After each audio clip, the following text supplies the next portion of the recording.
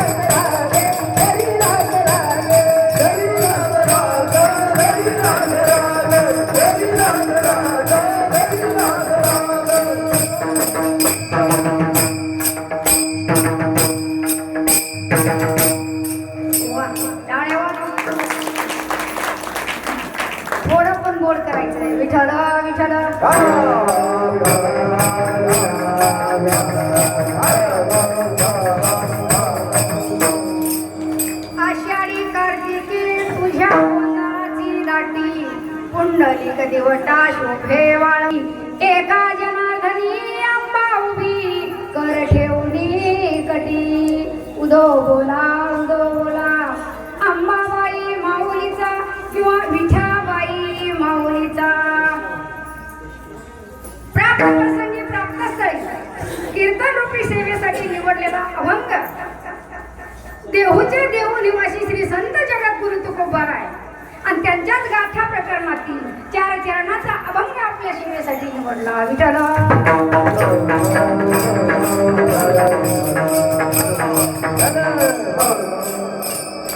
अभंगावर बोलण्यापूर्वी थोडासा परिहार वक्त्याचं कर्तव्य म्हणून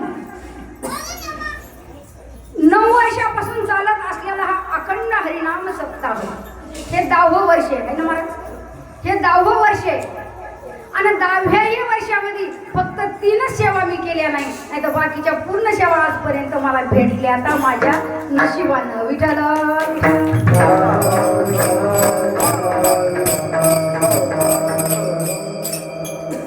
आणि अभंगावर बोलण्यापूर्वी खरंच अल्पसा परिहार द्यावा हे गरजेचं असते बरं का. आता अखंड हरिनाम सप्ताह वर्ष 10वं आहे आणि कशाच्या निमित्त आहे. श्री गणेश जयंती निमित्त आणि त्या निमित्ताचं कारण माझे बंधू श्री गणेशजी शहीद जवान गणेशजी शहीद जवान यांच्या प्रीत्यार्थ चालत असलेला हा अखंड हरिनाम सप्ताह. बघा काय त्यांचं पुण्य म्हणावं. स्वतः देहात बलिदान दिला कोणाला. देशाला. असं बोलत चला मला प्रोत्साहन मिळते. विठ्ठल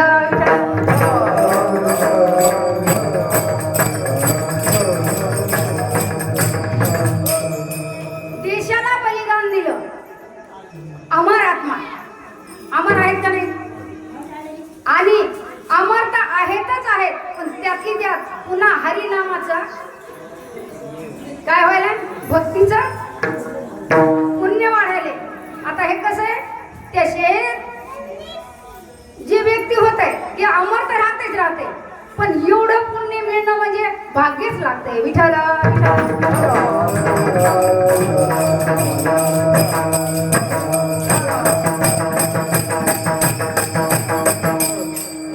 अहो मागच्या माणसाने त्याच्यासाठी करणं म्हणजे जोक नाही. आज 10वं वर्ष चालू आहे त्यांच्यासाठी खटपट चालू आहे. ते तर अमर झालेच पण त्यांचे बंधू ते अमर शहीद जवान ते अमर आणि माजी सैनिक माझ्या समोर यांच्यासाठी टाळ्या. काय भाग्य समजावं लागेल आज माझं नाही का. ते अमर आणि हे माझ्या समोर माझ्या समोर असल्यावर मला कसं भीतीच नाही. मागे पुढे उभा आली आगाता तुम्हाला काय आता काय पाहायचंय का. असो त्यांच्या प्रीत्यार्थ चालत असलेला हा अखंड हरिनाम सप्ताह आहे. जसे काही मला भगवंत बुद्धी देईन असा बोलण्याचा प्रयत्न करीन परंतु आमचे येणेकरी बाबा बघा वय किती झाले आणि विण्याचे मानकरी येते लवगावचे मानकरी येते. लवगावकर म्हणते मला नाव माहित नाही बरं. इतके दिवस झाला पण नावच माहित नाही अजून. रामकिसन महाराज लवगावकर आणि हे निवळीचे काय ना मधुकर महाराज आमचे गुरुबंधू मुंडे महाराज कोलदंडी आणि आमचे महाराज बडसाहेब ते पण महाराज आहेत आणि सुदाम महाराजही महाराज आहेत. आणि भाऊ तुमचं नाव काय म्हणले कृष्ण महाराज. आता इथं नाव व्हायला तर कमीच नाही. कृष्ण महाराज आणि दुधगावकर महाराज मला पप्पा समान आहे. बघा अर्ध्या रात्री आवाज देऊ द्या त्याला फोन उचलायला वेळ लागल पण हलो ना आलोच म्हणणार. विचार आणि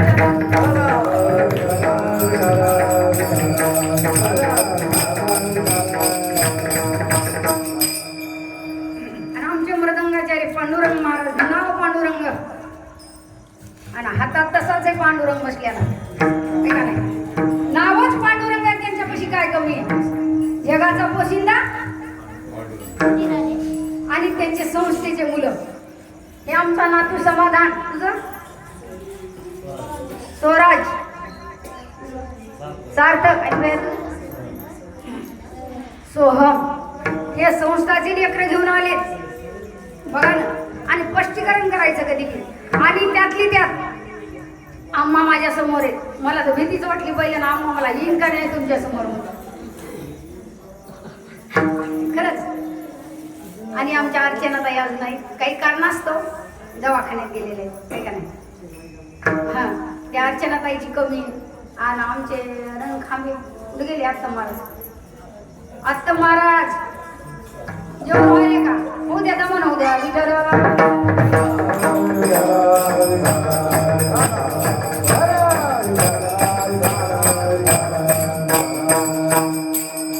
आणि साऊंड सिस्टीम वाले दादा नाव सांगा बरं. शेळके तुम्हाला माहिती पण नाव सांगत ना, आडनाव सांगायला तुम्ही. पिंटू भाऊ शेळके. खरंच प्रत्येक वेळेला मी उभी राहिली की मला आम्हाला आजच सकाळी म्हणले तुम्ही चांगलं कीर्तन केलं नारळ द्यायला नाही देणार नाही. आणि माझ्या कीर्तनाला महिला मंडळ आवर्जून उपस्थित आहेत. शेवटच्या महिला मंडळाच्या तुमचा नाव करायचं असो सुदाम महाराज आणि सर्व महिला मंडळ माळकऱ्याच्या मंदिराकडचे असो, विठ्ठल रुक्माईच्या मंदिराकडचे असो, गणपतीच्या मंदिराकडचे असो किंवा तुमचं मंदिर कोणतं हनुमान मंदिर त्यांच्याकडचे असो, त्यांना सर्वांना धन्यवाद देते. इथं जेवढे गुणीजन मंडळी आहेत त्याच्यापेक्षा मी कमी गुणीजन आहे. आणि आमचे युट्यूब वाले दादा काय नाव म्हणले? सज्जन महाराज. नावच त्याचं काय, त्याच्या नावातच काय, मग ते आपलं युट्यूब किती छान काढते.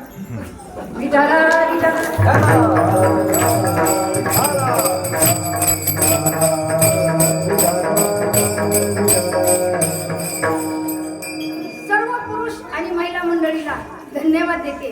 गणपती बाप्पाला नमस्कार करते, शहीद जवानला नमस्कार करते, माजी सैनिकाला नमस्कार करते, त्रिवाद वंदन करते आणि आमचे दरळे भावाले जातात त्यांना पण वंदन करते आणि आदिमाया शक्तीच्या चरणावर नतमस्तक होते. सर्व साधू संतांच्या चरणावर नतमस्तक होते आणि अभंगाकडे वळण्याचा प्रयत्न करते. विठ्ठल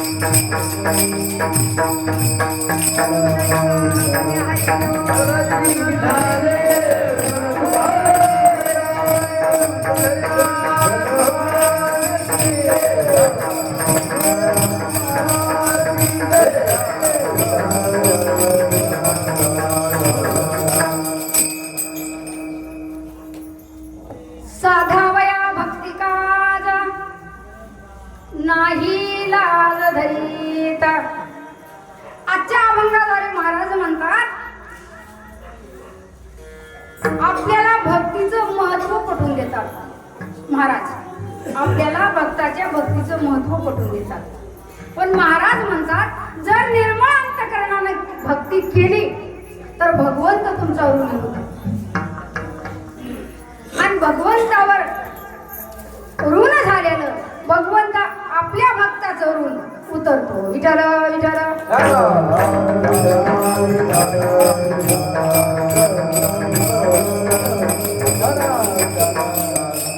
आणि ते ऋण फेडण्यासाठी भगवंत आपल्या भक्ताच्या घरी कुठलंही काम करतो. कुठलंही काम करायला लाजरत नाही का, कुठलंही असो आणि कसंही असो. तुम्ही म्हणता खरंच भगवंत काम करतो का करीत नाही काम. अहो जनाबाईची इथं शेणी थापली, गौऱ्या लावल्या, सावता बाबाची तर खुरपू लागलं. किती सांगू विठ्ठला तुला, किती सांगू विठ्ठला तुला. मोठे नवला वाटे मला ग बाई, मोठे नवला वाटे मला. कोण म्हणते? जनाबाई. संत गाना बाई घारी जाळू कांडूला,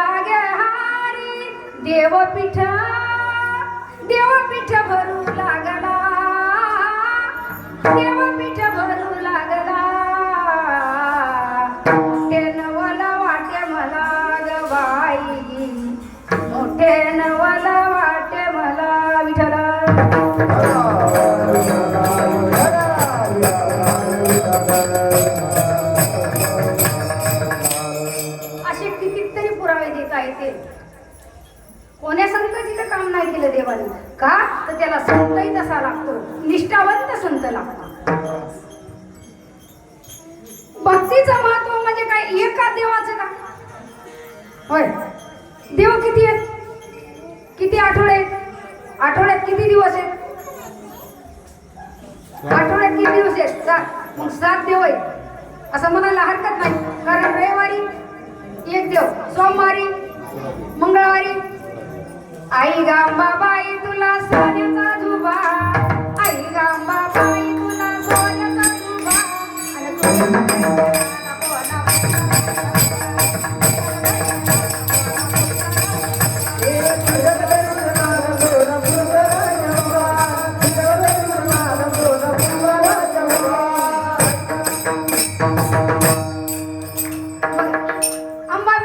अंबाबाई म्हटलं की एखाद्याच्या अंगात एवढ्या राजाला जोगवा मागायला लावला. तुमची आमची काय कथा आहे? अंबाबाईची भक्ती नादा नाही का?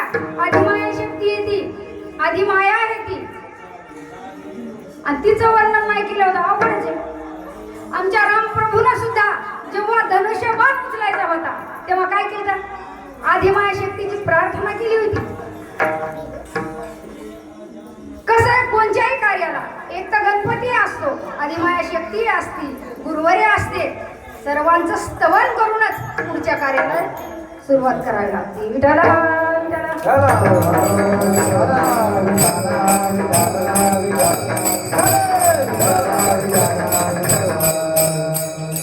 मग महाराज म्हणतात की भगवंत भक्ताचं इथं काम करतो. खरंच करतो का? कितीतरी संतांचे पुरावे देता येते. एक वेळास जनाबाई आणि दुसऱ्या बाया गौऱ्या यायला गेल्या, आणि गौऱ्या यायला गेल्या असताना जनाबाईच्या गौऱ्या चोरून घेतल्या. कोणी? बायकांनी सोबतच्या चोरून घेतल्या. आणि चोरून घेतल्यानंतर त्यांचे बोलणे झाले. इतक्या माझ्या होत्या, तितक्या माझ्या होत्या, म्हणजे एकमेकीला बोलू लागल्या. म्हणजे थोडक्यात आपलं भांडण करू लागले. तितक्यात तुकाराम महाराज आणि पुन्हा कोण? कबीरदास महाराज असं सांगायचं जरा मला वयाच्या मानांचं म्हणे. दोघं चालले होते आणि जात असताना त्यांचे थोडे बोलणे ऐकून महाराज लोक थांबले आणि म्हणले काय चाललंय तुमचं? जनाबाई म्हटले असं असं. म्हणले असं? पण म्हणल्या माझ्या गौऱ्या मला ओळखू येत्यात. ओळखू द्यात. कबीरदास म्हणले कशा कशा ओळखायला येतात? तर म्हणले हे बघा महाराज, गौरी उचलून कानाला लावून बघा, जी गौरी विठ्ठल नामाची ध्वनी निघल ती माझी, आणि जिच्यात नाही निघल ना ती त्याची. म्हणजे गौऱ्या बोलतात? म्हणजे हो महाराज. का नाही बोलणार? निष्ठावंत भक्त याच्यावर बोलतील. कारण भक्ती निष्ठावंत लागते भक्ताची, तर भगवंत काम करायला लागत नाही, ह्याच्यावर बोलणं चाललंय आपलं. मग तसं म्हणल्याच्या नंतर म्हणले बघू परीक्षा घेऊ. आणि मग ती गौरी कानाला लावली, फेकून दिली. दुसरी गौरी घेतली, कानाला लावली, ती फेकून दिली.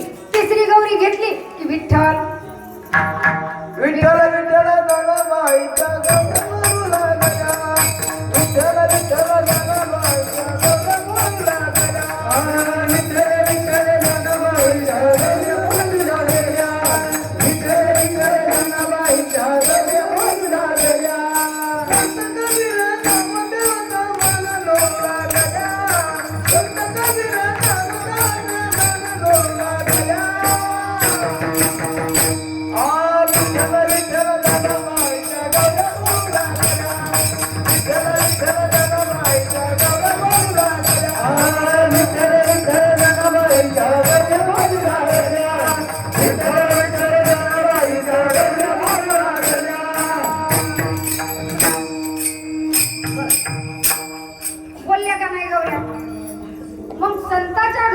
भगवंत काम करतो. भगवंत काम करतो, पण कोण्या संतांची तर करतो हे मी तुम्हाला आधीच सांगितले की निष्ठावंत भक्त लागतो. आणि माझ्या नाथ बाबाच्या घरी भगवंतानं 36 वर्ष काम केलं. किती वर्ष महाराज? 36 वर्ष काम केलं. 12 वर्षे कावडीनं पाणी भरलं, 12 वर्षे चंदन उगाळून दिलं, आणि 12 वर्षे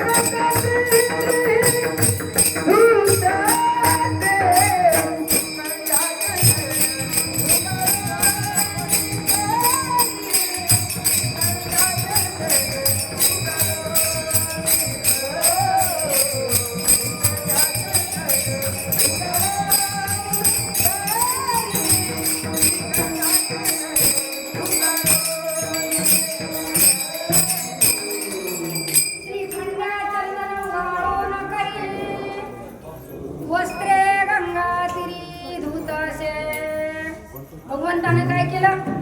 12 वर्ष पाणी भरलं, 12 वर्ष चंदन वाळून गेलं आणि 12 वर्ष चोपदारी केली. दत्ता चोपदारी. मग मला सांगा, भगवंत जर संतांच्या घरी चोपदारी करतो आणि तू मला लाज वाटते, वाचमेनकी करायची लाज वाटते. काय वाचमेनकी करायची लाज आहे? पण ती सुद्धा लाज वाटली. मी वाचमेनकीचं काम करू का? आता जे पोरं लयच गंमत झाली बघा. मी वाचमेनकी करू का? अरे वाचमेनकी म्हणजे काय नादा नाही काय? आणि आता पहिल्यासारखं जागायचं काम नाही. विठाला विठाला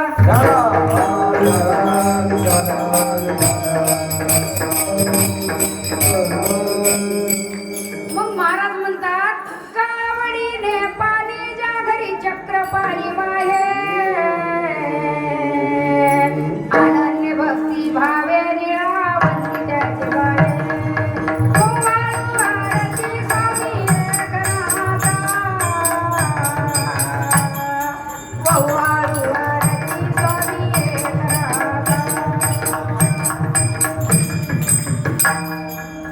मग महाराज म्हणतात, भगवंत भक्ताच्या घरी काम करतो, पाणी भरतो. अभंगाचं प्रथम चरण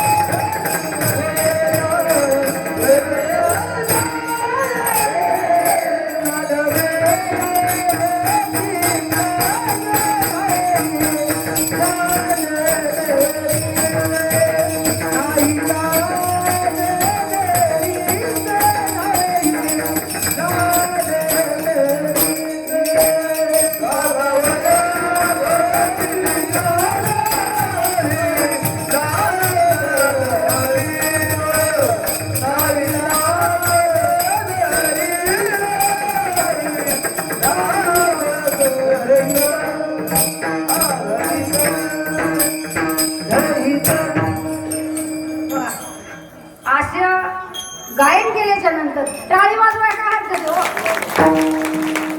देवानं आपल्याला हात दिले फक्त टाळी वाजवायला, चांगलं काम करायला, चांगलं काम उचलायला. कसं बी नाही चांगलं काम उचलायला. पण कसं आहे, हे गायक मंडळी बीबीच्या देठापासून गायन करते आणि आवडल्याच्या नंतर टाळी वाजवायला काय हरकत आहे? विठाला विठाला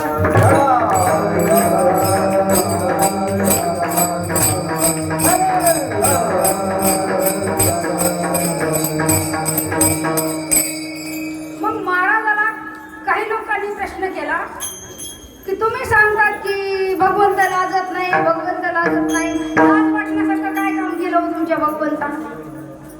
काही असते बोलणारे, असे बी असते आणि तसे बोलणारे असते.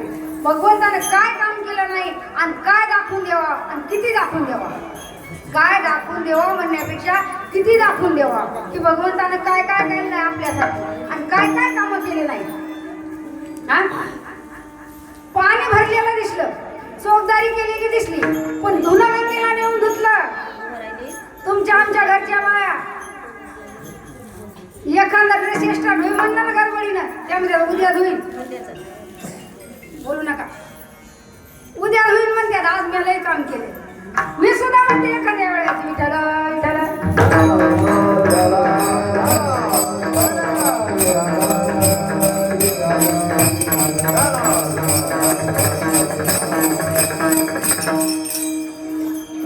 महेश भया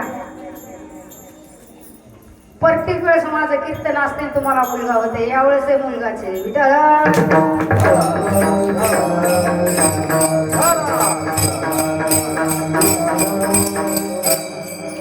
तर मला सांगा भगवंत प्रत्येक भक्ताच्या घरी जाऊन काम करतो राहून काम करतो घरी जाऊन करतो अहो एवढंच नाही न सांगता सुद्धा करतो न सांगता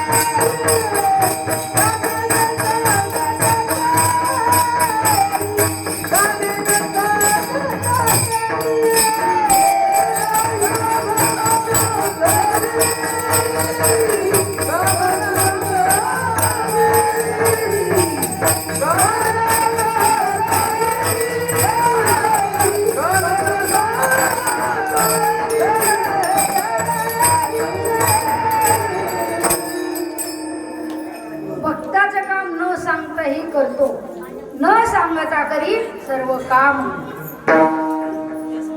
आणि मला सांगा आपण काम सांगूनही करत नाही भगवंत मनानं काम करतो आणि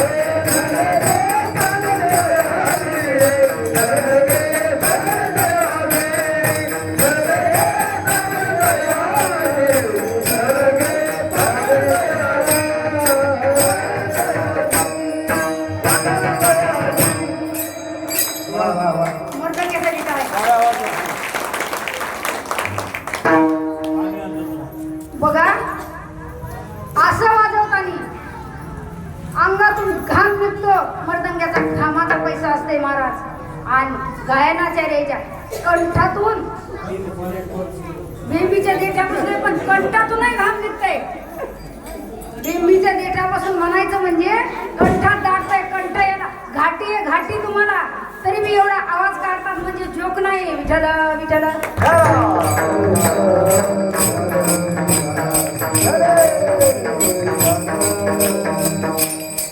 पुन्हा मग म्हणतात असं झालं तसं झालं काय होतं गे भगवंताला न सांगताही काम करता येते काय करायचंय भगवंताला सांगायचं काम भगवंत कुठं नाही आणि त्याला काय कळत नाही विठ्ठल नाही सई भरला रिता ठाव नाही उरला आज मी दृष्टीनं पाहिला विठ्ठलची विठ्ठल विठ्ठल कुठं बी आणि त्याला कळत नाही कोणाचं काय काम आणि कोणाचं नाही करायचं ते कळतंय त्याला विठ्ठल विठ्ठल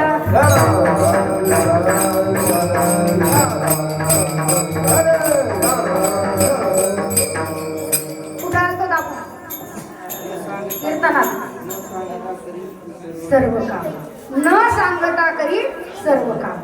बघा भगवंत न सांगता ही काम करतो. कळू आले अंतर म्हणजे त्यांना कळू येते ना, कळून येत आहे म्हणजे त्यांना कळून येण्याची सुद्धा गरज नाही. कारण भगवंतानं सर्व सृष्टीत निर्माण केली तर त्याला कळून येण्याचा नाही येण्याचा काही प्रश्नच नाही.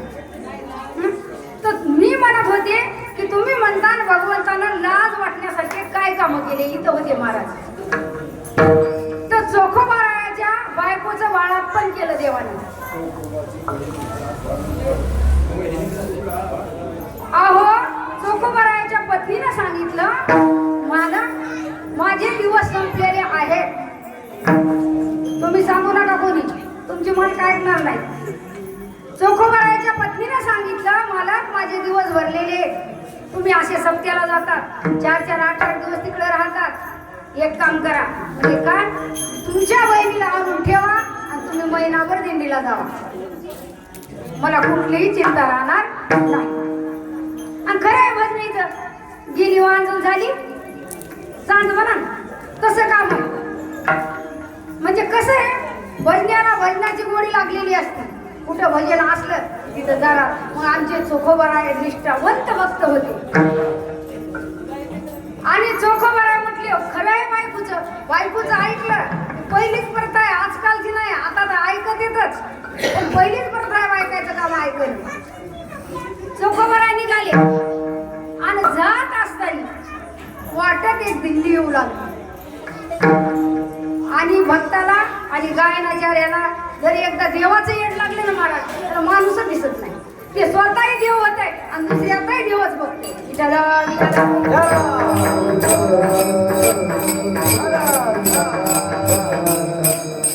चोखोबाराय निघाली, दिंडी आली तिकडून. बहिणीला आणायला चाललो विसरून गेले. घरी बायको दिवस गेलेले. आता बहिणीला आणायचं का नाही आणायचं हे विसरून गेले. आणि बायकोनं काम सांगितलंय हे काम अवघड आहे तेही विसरून गेले. आणि दिंडीमध्ये सामील झाले. ज्ञानोबा तुकाराम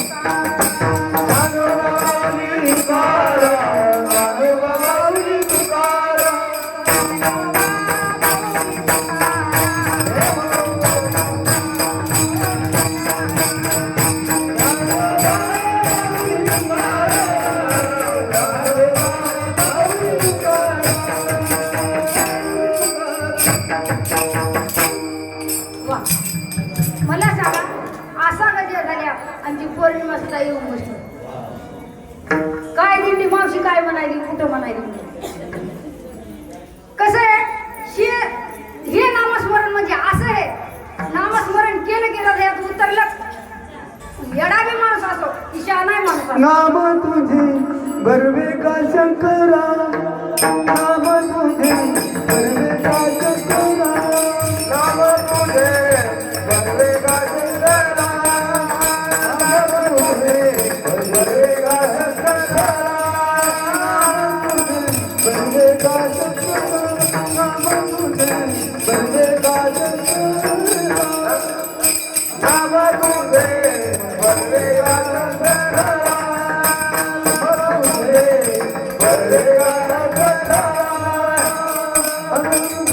शंकरा आणि आजकाल शंकर लय उंचळलाय. पहिला लोकांना माहितच नव्हता नाही लय उंचळलाय. का उंचळलाय सांगू का तुम्हाला. पहिलं फक्त अडाणीच्याच बायाला माहित होतं. म्हणजे ज्याला माहित अडाणीच्या म्हणण्यापेक्षा ज्याला माहित होतं त्यालाच माहित होतं आणि बाकीच्याला महादेव माहित नव्हता. पण एक लोटा जल आणि साऱ्या समस्याचा हल. अहो एक लोटाही झाला किंवा एक चावल व्हा पण भक्ती इथं पाहिजे, श्रद्धा पाहिजे तर तुमचं काम नाही. आणि तुम्ही रोज 2-2 लोटे घातले तरी काय उपयोग आहे. एकच घाला पण भक्ती भक्तीनं घाला. आणि चोखोबारा आमच्या दिंडीत निघून गेले भक्तीनं. चोखोबारा दिंडीत निघून गेले, बहिणीला आणायचं विसरून गेले. दिवस संपले, त्याची चिंता भगवंताला पडली, माझ्या पंढरीस परमात्म्याला चिंता पडली. भगवंत स्वतः विटेवर उतरले, चोखोबारा यांच्या गावी आले, घरी आले आणि कवडावर थांबले. वैदी उघडदार हक्काबाई, वैदी उघडदार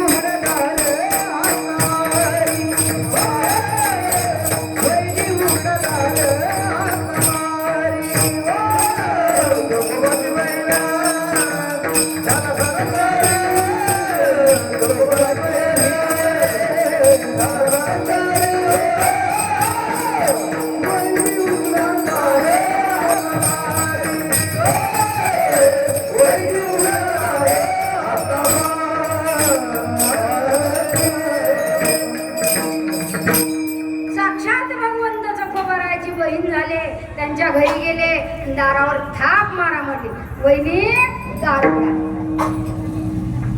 नंदाचा आवाज कानावर पडल्याबरोबर खरवडून चकोबांची पत्नी उठल्या आणि नंदला बघितलं. बघितल्याच्या नंतर नुसतं बघितलं का बरं, पाया तरी पडल्या का नुसतं? अहो कडकडून मिठी मारली. कोणाला मारली? तू मामाला, नंदाला मारली का? बोला जमायला म्हणलं, मी पण बाईच आहे. बहिणीला मारली. कोणाला? चोखोबाच्या बहिणीला मारली, स्वतःच्या नंदेला मारली. कोण्या रूपात मारली? नंदेच्या रूपात मारली. पण होतं कोण? माझा पंढरीस परमात्मा होता. आणि त्याला मिठी मारल्या बाळात पण शिजर होईल का? शिजर होईल का? आज सुद्धा शिजर होत नाही, नॉर्मल डिलिव्हरी होती का? तुम्हाला सांगते, फक्त भगवंतावर विश्वास पाहिजे. विश्वास तो करी स्वामी वरीस. मला एकच सांगायचंय की भगवंता चोखोबाची बहीण झाले आणि तिथं जाऊन चोखोबांच्या पत्नीचं बाळापण केलं. तिथं 12 दिवस राहिले, बाळापण केलं. हे लाज वाटायचं काम नाही का? म्हणून तर महाराज म्हणतात, नाही लाज धरीत. अहो कितीतरी उदाहरणं घेता येतील तुम्हाला, कितीतरी संत सांगून गेले, पण आपण त्यांच्यावर विश्वास धरीत नाही. एवढं सांगितलंय, जास्त सुद्धा म्हणायची गरज नाही. हाताने काम करा आणि मुखात राम घ्या, तरी तुमचं कार्य सफल होणार. ते सुद्धा आपल्या लक्षात राहत नाही. मै सुना असील तू सासू तशी, आहे का नाही महाराज? कुठंच बघा, आता इथं हेच आहे, सासा सुनाचं आणि लेकाचं जावायचं. जावाई चांगला आणि लेक बायकोचा ऐकतो, आणि मग ती जावा ऐकत नसेल का? विठाला विठाला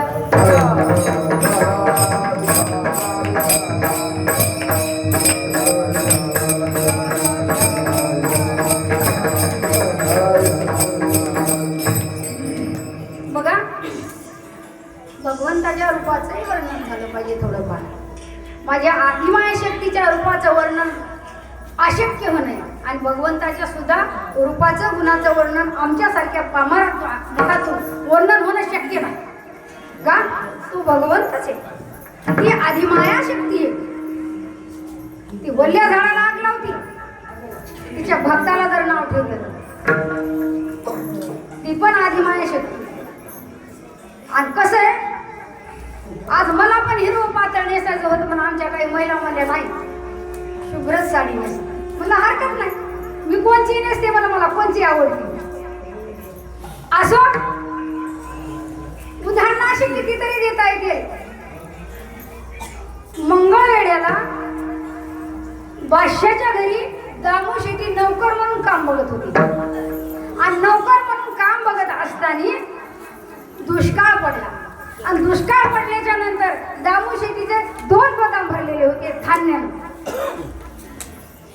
दुष्काळ पडला, दामू शेट्टीला बघा वाटेनं गेलं या महाराजमध्ये, बघा वाटेनं गेलं का अन्न वाचून लोक उपासमार होऊ लागली, लोकांची लोक उपाशी मरू लागली. दामू शेट्टीला दया आली आणि भाषेचे दोन्ही गोदाम उघडले महाराज, सर्व धान्य वाटून टाकलं.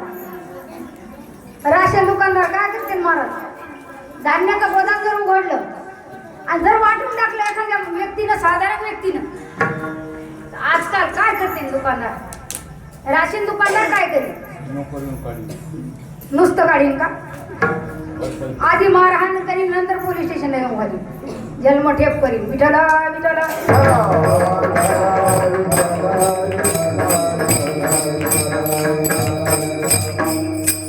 खरं आहे ना, गपचिप केल्या चोराला शिक्षा गरजेची असो. आणि दामू शेट्टीला तेवढं धान्य वाटलं, हवेत गोळीबार व्हावं अशी बातमी कोणाला कळाली, मालकाला, बादशाला कळाली. आणि कळाल्याच्या नंतर बादशानं 2 नौकर पाठवले, म्हणले जा आणि त्याला घेऊन या, पकडून आणा. पकडून आणा म्हटल्याच्या नंतर आता शिपायाचं काम आहे नौकराचं, गेले त्यांना पकडलं आणि घेऊन निघाले. घेऊन निघाल्याच्या नंतर गावातील काही लोक बसलेले होते, ते म्हणले याला असंच पाहिजे, यानं गपचिप काऊन धान्य वाटावं, गपचिप काऊन याचे गोदाम खुले करावं, याला असंच पाहिजे, हे चांगला नाही. काही 4-2 लोक कुठे महाराजासारखे होते आमच्या, ते म्हणजे नाही त्यानं घरी खाल्लं नाही, उपास तुम्हाला सहन झाली नाही म्हणून त्यानं लोकांना वाटलं स्वतः खाल्लं नाही. काही काही खरं बोलणार बी असते आणि काही काही खोटंही बोलते. याची चिंता कोणाला पडली, पंढरीस परमात्म्याला चिंता पडली, भगवंत विठेवरून उतरले आणि दरबारात जाऊन काय घातला, जोहार घातला. झाला महार पंढरीनाथ,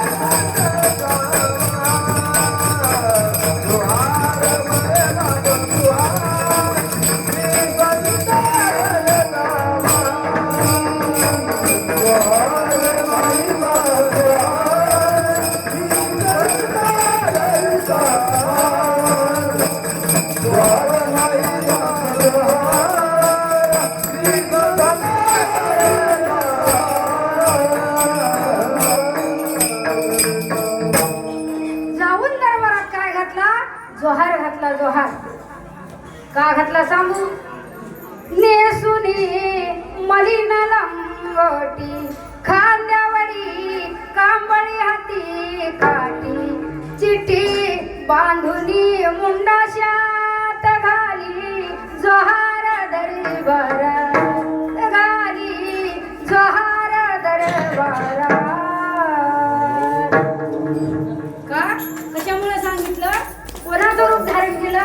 आजकाल तसं म्हणायला बंदी आहे, पण शास्त्रात म्हणायला काहीच हरकत नाही. विठ्ठल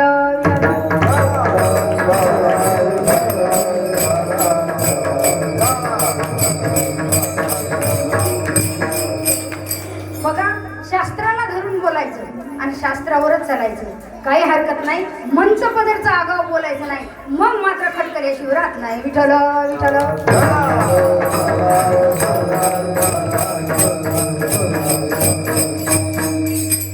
भगवंत गेले जोहार घातला आणि बादशाला सांगितलं मला दामू शेट्टीनं पाठवले. तुम्ही कोण आहे दामू शेट्टीचे? त्यांनी सांगितलं मी त्यांचा गुमास्ता आहे. ही शास्त्राची भाषा आहे. गुमास्ता म्हणजे शास्त्राची भाषा आहे आणि नौकर म्हणजे आपली भाषा. मी नौकर आहे म्हणजे. कशाला आलात? काय काम काढलं? काय नाव तुमचं? बादशाचा दरारा. आमच्यासारखं आम्ही कशी इथं उभं राहिलं दरारा करतो तसंच म्हणा ना एका प्रकारे. म्हणजे कारण आम्हाला ठाम निर्णयानं बोलावं लागते. असं तसं जमत नाही. आणि असं तसं गेलं क्लिप पडलीच मोबाईलला. विठ्ठल विठ्ठल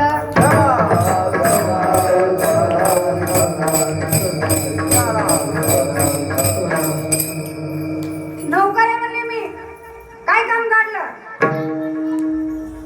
म्हणले तुमची रक्कम आणली धान्याची. रक्कम आणली? अरे याच्या अंगावर मळके कपडे दिसायले, हातात लाकूड आहे, काठी व्यवस्थित नाही, कपडे अंगावर व्यवस्थित नाहीत आणि काही दिसत नाही. जवळ पिशवी नाही, थैली नाही, बॅग नाही. यानं कशात आणले पैसे? बघू म्हणले पैसे कशात आणले. त्यानं सांगितलं एवढूसा एक बटवा दाखिला इथं, तयार राहा. बटवा दाखिल्याच्या नंतर ते म्हणले याच्यात रक्कम का? आणि हसू लागले. कोण? बसलेले सगळे हसू लागले. बादशाह सुद्धा हसू लागला. आणि मग भगवंत म्हणले मी हसू नका, तुमची रक्कम आणलेली आहे, तुम्ही मोजून घ्या आणि उरलेली माझी मला परत द्या.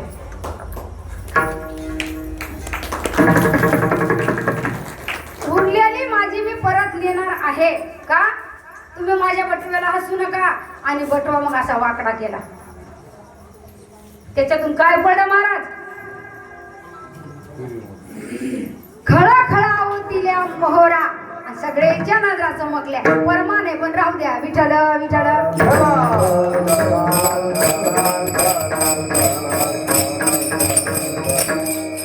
मोहरा पडले त्याच्यातून. महाराज गुडघ्या इतका ढीक पडला. कशाचा? मोहऱ्याचा. कोणत्या मोहऱ्याचा? फोडणीच्या मोहऱ्याच्या? सोन्याच्या मोहरा. मोहरा आपल्या मोहऱ्या नाही. आपल्या मोहऱ्याला ते विचारलं तर बादशाह थोबडीत आणून दिलं असतं आमच्या नौकराला. पण आमचा नौकर होता का? साक्षात पंढरीस परमात्मा होता. आणि सत्य घटना आहे. याला जर कोणी वाकडं लावीन, कोणी म्हणेन हे खोटं आहे, तर तुकाराम महाराज म्हणले पहावे पुराण.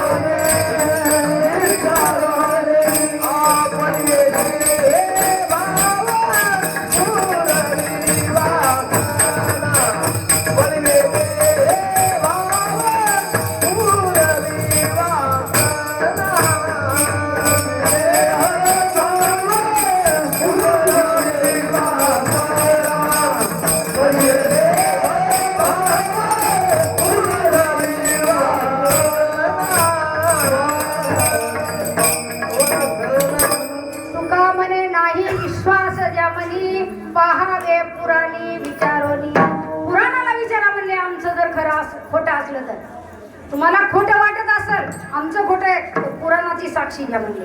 आणि म्हणून महाराज म्हणतात की जर आता ह्यांना मोहरा जर चमकल्या, यांच्या नजरा चमकल्या मोहरानं, मोहरा चमचम करीत होत्या, याच्या नजरा चमकल्या, कसे तरी वाटलं त्यांना, म्हणले मोजून घ्या आणि मला पोच पावती द्या. काय म्हणले? तुमची रक्कम मोजून घ्या, परत माझी मला द्या आणि पैसे पोचले याची पोच पावती शिक्का मारून मला द्या. कसा शिक्का मारते? शिक्का, यस, शिक्का मारून मला पावती पाहिजे. घेतलेला महाराज मोजून मोहरा घेतल्या, वाजलेल्या परत दिल्या, ज्या वाचल्या त्या परत दिल्या आणि पोच पावती घेतली. दामोशीच्या ज्ञानेश्वरीत नेऊन ठेवली. देवाला येळ लागते का? पिक्चर मध्ये लेकरू मोठं व्हायला येळ लागते का? कीर्तनात इठाला इठाला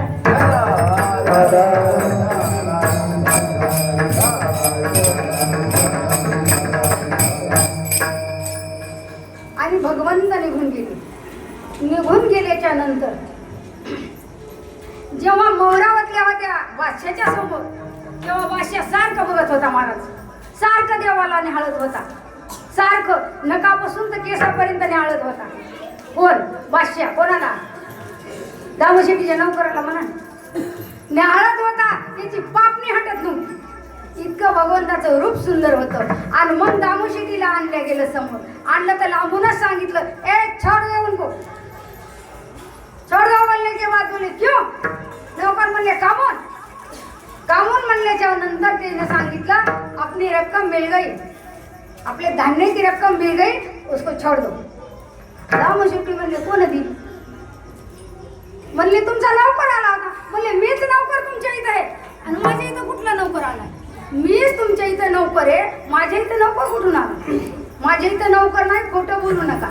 तुम्हाला रक्कम पोहोचली नाही. पण त्यानं बादशानं सांगितलं, दामोशी तुझा गुमास्ता आला का? हे बघ माझी रक्कम मला मिळाली, परत दिली आणि पोच पावती सुद्धा त्याच्या हातात दिली. सोडून दिलं. दामोशी घरी गेले, स्नान संध्या आटपली आणि ज्ञानेश्वरी वाचायला बसले. ज्ञानेश्वरी नित्य नेमानं वाचायचे म्हणून ते निष्ठावंत भक्त होते. नित्य नेमानं वाचत होते आणि नित्य नाम ते प्राणी दुर्लभ, हो नित्य नाम ते प्राणी दुर्लभ, हो नित्य नाम ते प्राणी दुर्लभ, नित्य नाम ते प्राणी नामे तो प्राणी दुर्लभ आणि लक्ष्मी वल्लभ तयाजवळी. लक्ष्मीचा वल्लभ म्हणजे लक्ष्मीचा पती, म्हणजे साक्षात भगवंत जवळ असतो. कोणापाशी? जे नित्य नेमानं नेम करीन त्याच्यामध्ये. मग ते कुठलाही नेम असो, ज्ञानेश्वरी वाचण्याचा असो, नामस्मरणाचा असो, कोणी जप करीत असल, तप करीत असल, कोणी व्रत करीत असल, पण नित्य नेमानं जे करीन भाव भक्तीनं, तिथं लक्ष्मी वल्लभ असतोच, याच्यात शंकाच नाही. आणि मग दामोशी घरी गेले, ज्ञानेश्वरी उघडली आणि पाहते तर त्याच्यात पोच पावती होती. कोण ठेवली होती? तुम्ही आम्ही ठेवली होती का? भगवंतानं नेऊन ठेवली.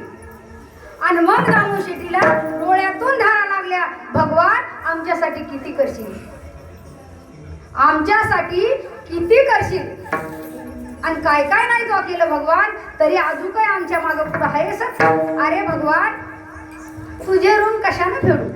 पण भगवंतच भक्ताचं ऋण फेडण्यासाठी आले. ज्ञानेश्वरी वाचणं झाली नाही झाली, मुखात दोन घास गेले नाही गेले की लगेच दामोशीचे दोन बादशाचे दोन नौकर दामोशीला घरून न्यायला आले. जा म्हणले घेऊन या. कारण बादशाला जेव्हा नौकर बघितला तेव्हापासून तगमग सुरू झाली होती. ही तगमग पुढे सांगते का तगमग चालू झाली होती, त्याला वेध लागले होते. दामोशीला बोलून आणलं. बोलून आणल्याच्या नंतर उभं केलं दरबारात. बादशाने सांगितलं, दामोशी मेरी बात सुन. म्हणला सांगा. मेरी बात सुन, जो तेरा आदमी आया था ना, नौकर आया था ना, उसको मुझे और एक बार देखने का. ते म्हणले माझा नौकर नव्हता, मी कुठून दाखवू तुम्हाला? नौकर नाही आहे मला. दामोशी म्हणजे पण बादशाला विश्वासच येईल. ते म्हणले नाही, मी पाहिल, पुन्हा एकदा मला पाहायचंय, तुला काय करायचं कर, पण त्याला बोलून आण. मला एकदा पाहिजे, नाही तर तुला फाशीची शिक्षा दिली. ऐका आता, रक्कम दिली तरी फाशीची शिक्षा आणि नाही दिली तरी फाशीची शिक्षा. आता काय करा म्हणले, दामू शेट्टी म्हणजे चला पंढरपूरला. पंढरपूरला बादशाला घेऊन आले आणि बादशाच्या घरी जाईल देव येडा होता. त्याच्या दारात तुळशी वृंदावनाचे झाडं होते, बाग बगीचा होता. कोणाच्या दारात? बादशाच्या. मुस्लिम होता पण त्याच्या दारात तुळशी वृंदावन होते. आणि देव येडा आहे का? कोणाच्या घरी जाल? जिथं तुळस आहे तिथं भगवंत गेल्याशिवाय राहतच नाही. तुम्ही चला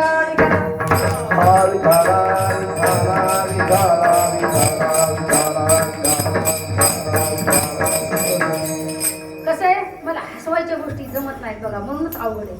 आता आजकाल हसण्याचीच कीर्तन नाही. असो, दामू शेट्टी म्हणले चला पंढरपूरला.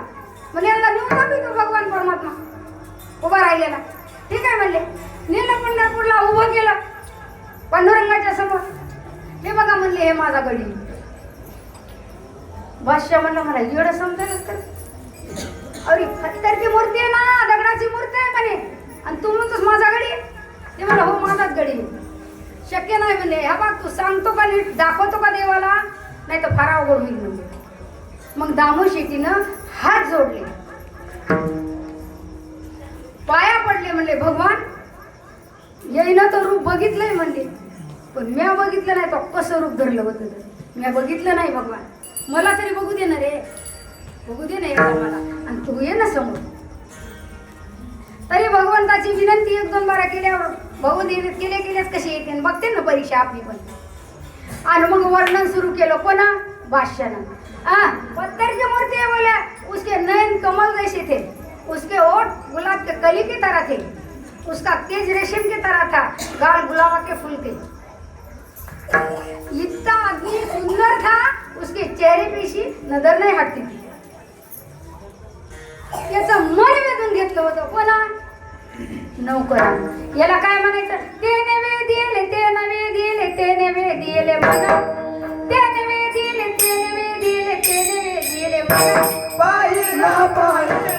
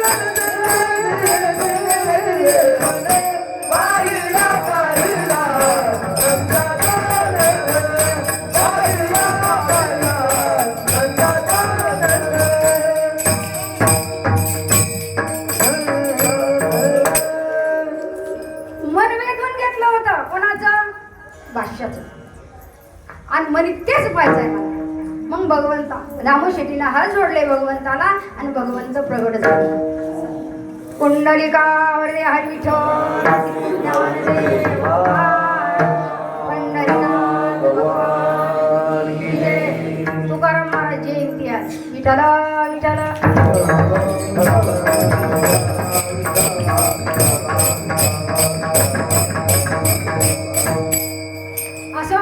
आज तुकाराम महाराजाचा जन्म झालाय म्हणा. मी काय पाहिलं नाही पण आहेच. आणि आज पांडुरंगाचं सुद्धा लग्न आहे म्हणून आज मला महिला मंडळानं आठवण करून दिली की पांडुरंगाचं आज लग्न लागले. तर मग आज काय म्हणायचंय? पंढरपुरात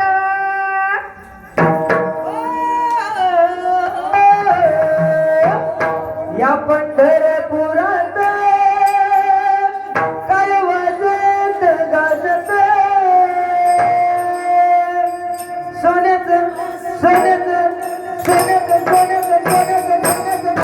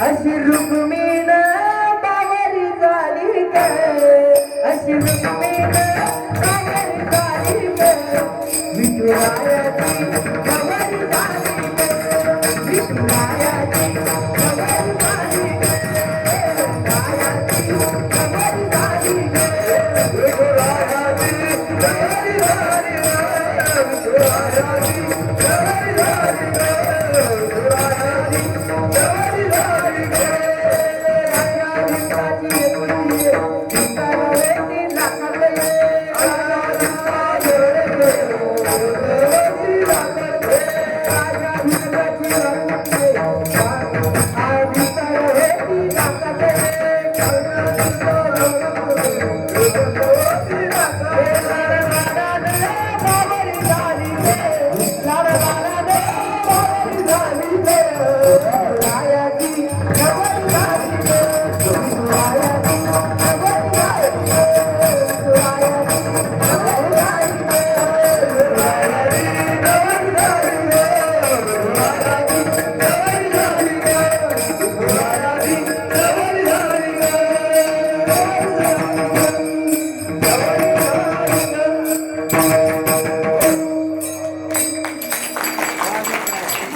भिकाला वेती नाकात एकदा जोरात होऊ द्या हा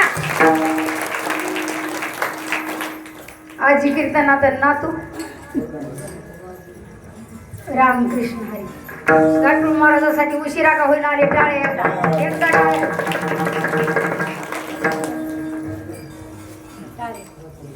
विठाला विठाला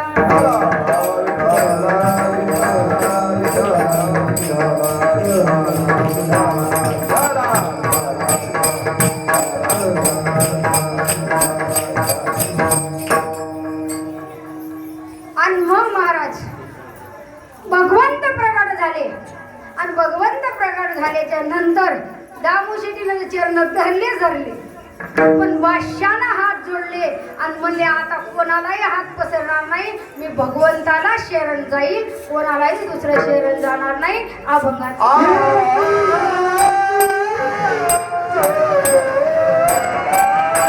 अशी शरण जावे शक्ती जीवे नावंती बघा आपण जर एक दुसऱ्याला शरण गेलो आणि हात पसरला तर एका जन्माचं आपण सारलं करू पण भगवंताच्या समोर जर हात पसरला भगवंताला जर शरण गेलो भगवंत आपले अनंत जन्माला सारलं करतो म्हणून या शरण जावे सर्व भावे देवाशी तो हा उतरील पार भव दुस्तर नदीचा बघा भगवंत भक्ताचं सारलं करतो आ तर भगवंत आपली प्रतिज्ञा मोडतो पण भक्ताची खरी करतो अभंगाचं तिसरं चरण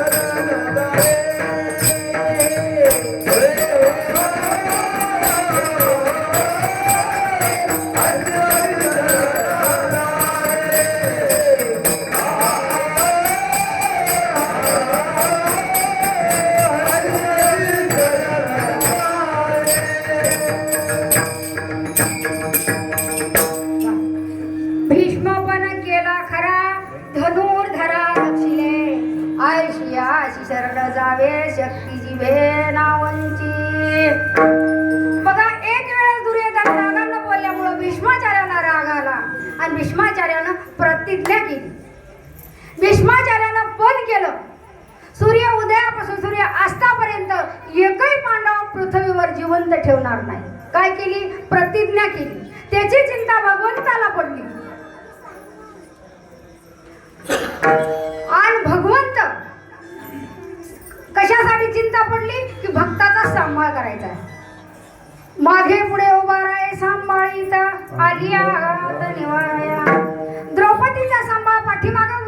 केला तर अर्जुनाचा सांभाळ पुढे उभं राहून केला. मग त्याची चिंता कोणाला पडली? भगवंताला पडली. आणि भगवंतानं सकाळी उठल्याच्या नंतर युद्ध सुरू झालं आणि भगवंतानं पाहिलं भीष्माचार्य रागावलेले आहेत, सनसन बाण चाललेले आहेत, कोणाला आवडणार नाहीत, ऐकणार नाहीत. आता काय करायचं? तर भगवंतानं स्वतः हातात शस्त्र घेतलं आणि भीष्माचार्यावर धावले. भीष्माचार्यानं बघितलं माझ्याकडे भगवंत येत आहेत, हातातलं शस्त्र टाकून दिलं. का? भीष्मपण केला खरा धनुर्धरा रक्षिले विठोबारक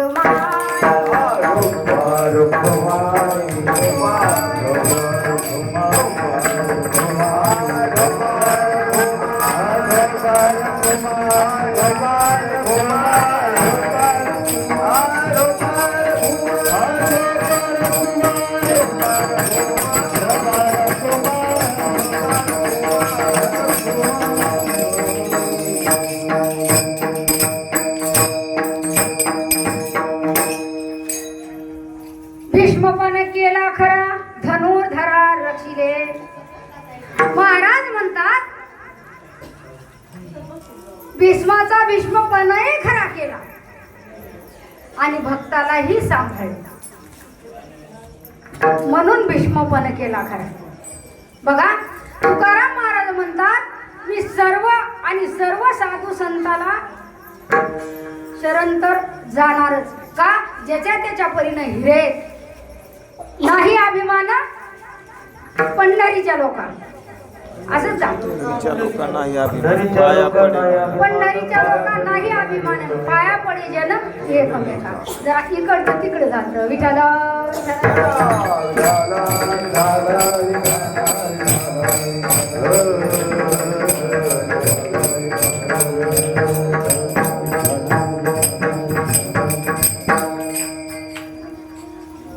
तर महाराज म्हणतात माझं जर काही मनचं पदरचं असेल, माझं मनचं पदरचं नाही समजू नका की माझं मनचं पदरचं आहे म्हणून. याला 4 वेद 6 शास्त्र आणि 18 पुराण याची साक्षी आहे, याची साक्षी आहे. आणि सर्व साधू संतांना तेच सांगितलंय. जनाबाई असत्यान, बहिणाबाई असत्यान, मुक्ताबाई असत्यान, तुकाराम महाराज असतील, तुकाराम महाराजाचाच अभंग आहे विठाला विठाला.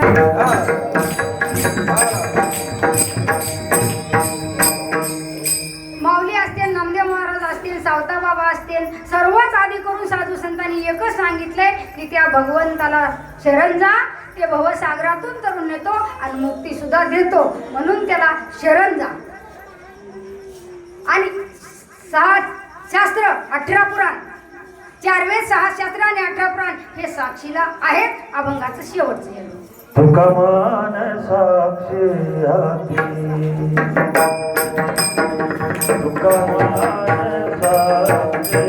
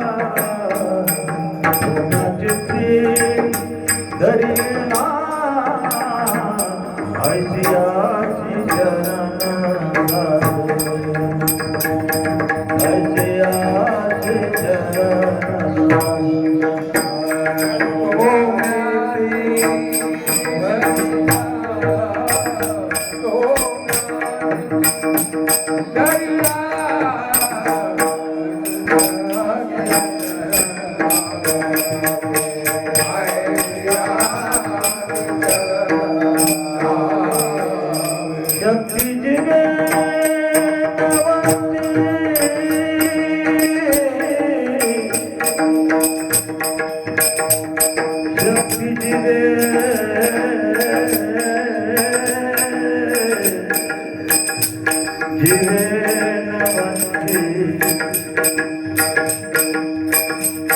शक्ती जीवे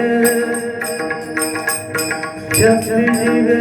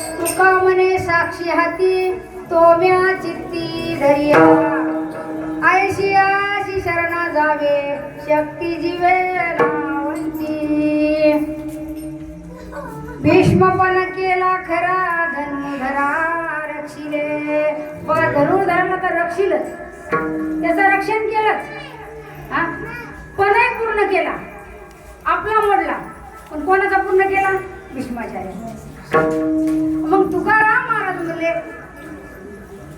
4 वेद 6 शास्त्र आणि 18 पुराणे याची साक्षी घेतली मंच पदच काही सुद्धा नाही भला किसी का कर नहीं सके तो बुरा किसी का मत करना पुष्प बनकर नहीं रह सके तो काटे बनकर मत रहना चांगलं कोणाचं करता आलं तर करा नाही करता आलं तर करू नका वा छोट्या मर्दंग्यासाठी एकदा टाळ्या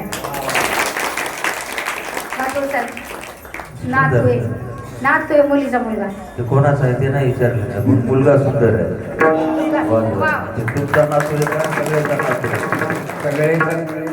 नाही नाही परिचय तर दिलाच पाहिजे ना करू नाही नंतर परिचय करू ना बरं आणि मला एक म्हणायचंय की झालेली सेवा गणपती बाप्पाच्या चरणावर नतमस्तक होते, आधी माया शक्तीच्या चरणावर नतमस्तक होते आणि सगळ्याला चहा पिऊन जा म्हणते. चहा